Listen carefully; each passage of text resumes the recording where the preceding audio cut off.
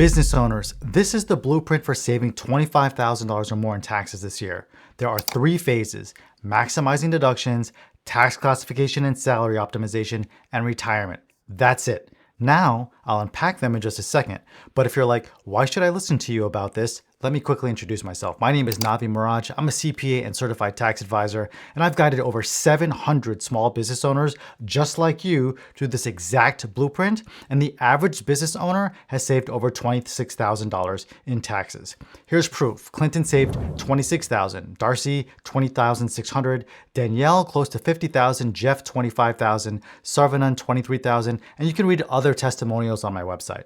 Let me walk you through the steps within each phase of the blueprint. So in phase 1, which is maximizing deductions, we have basic, intermediate, and advanced steps, but I don't want to downplay any of them because when we add them all up, that's what's going to get us to our $25,000 or more in tax savings, okay? Let me show you this on my screen here. I'm not going to go through all of these in detail, but you should be taking a deduction for these things. Your administrative home office, your auto, right? You could be Section 179 or bonus depreciation or using the mileage method. I don't care as long as you're deducting your auto. Cell phone, you should be getting a deduction for that. Your home internet expense, you should be getting a deduction for that. Meals, okay? Travel, and you should be strategically planning your travel in such a way that you can actually fit in some leisure activities and let the IRS pay for it and you don't have to pay for it. Augusta rule, so you can rent your home to your business and receive a tax deduction for it. Hiring your children, specifically minor children, this is an amazing strategy. You can get a tax deduction of $15,000 or more per child. And then now that they have earned income, establish a Roth IRA from them at an age usually as young as 7 years old.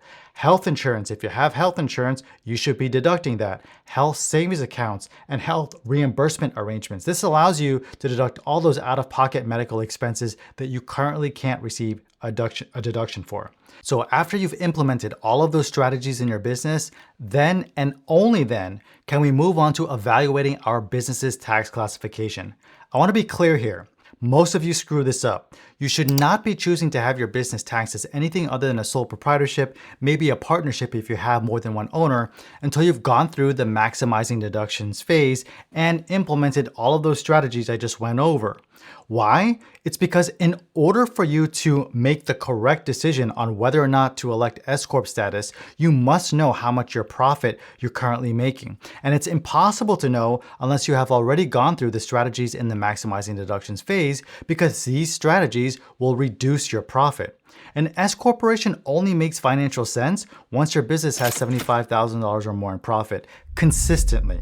I know you've heard other people tell you, no, you can do it with $30,000 or $40,000 or $50,000 in profit, but they're wrong. I've done the math on this many times. Electing S Corp status on a business with $50K in profit will cause you to lose money each year in additional tax prep fees and payroll fees. So once you know you're consistently making $75,000 or more per year in profit, then we might want to elect S Corp status, which is our optimizing our tax classification. If you don't know what an S Corp is, you can watch my other videos about it, but in a nutshell, it will save you thousands of dollars in Social Security and Medicare taxes. Let me show you this on my screen. Let's just focus on this sort of blue column and this purple column here. A sole proprietor pays income tax. So in this example, they're making $100,000 in profit. They pay income tax and self-employment taxes on their business's profit. So in this example, they're paying self-employment taxes of $14,129 and income taxes of $8,842 for a total of $22,971. An S Corp doesn't do that. An S corporation pays income taxes on the profit of their business, but on the what happens is they pay themselves a reasonable compensation.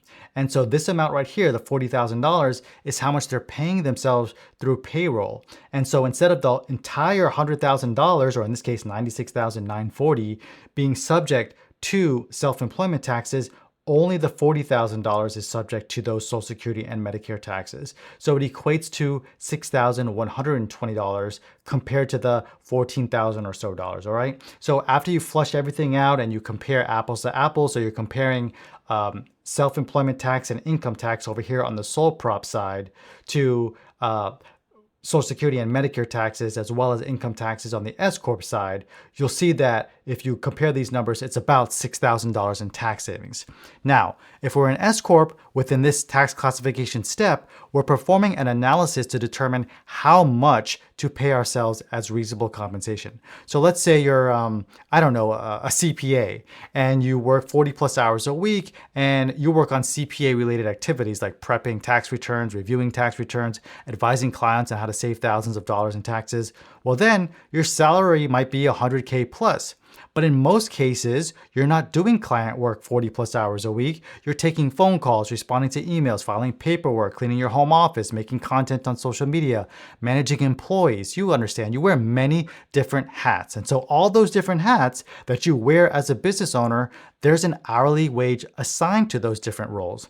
And chances are the hourly wage associated with those other activities is less than your hourly wage performing your activities as a CPA. So as a result, when you perform this analysis, you might determine that your compensation should be $60,000, not $100,000. And something as simple as that might save you $6,000 each and every year in Social Security and Medicare taxes. Got it? That's phase 2. Tax classification and salary optimization. The last phase, retirement. You've got IRAs, SEP IRAs, Safe Harbor 401ks, and solo 401ks. Now, you can implement any of these no matter how your business is taxed. So to be clear, I'm saying if your business is a sole proprietorship, partnership, S Corp, or C Corp, you can have a retirement plan. But for items like the SEP IRA and 401k, how much you can contribute and receive as a tax deduction depends on how your business is taxed, which is why it's the last phase. We need to know how your business is going to be taxed before we can implement the right plan. So do you understand now why there are 3 phases to this? You can't contribute to your retirement plan unless you know how your business is taxed. And you can't know how to have your business taxed until you know how much your business profit is after maximizing all your deductions. So if you made it to this part of the video, what are you going to do next? That's the big question, right? And here's what I'd recommend. Take action from what you've learned in this video. You can click on the link in the description below or visit my website at navimuradcp.com. From there, you can enroll in my course where I will walk you through step by step how to implement every single one of the strategies that we talked about in this video. You'll get access to the full 450 plus page slide deck, videos where I literally guide you through each strategy, how it works, and how to implement it, including the exact button to click on inside QuickBooks Online so that you actually can implement all of this yourself. As I said earlier, the average student is currently saving over $26,000 in taxes, and within 3 hours of enrolling, you should complete the tax savings estimator tool to find out just how much you've been overpaying to the IRS and which strategies you need to implement.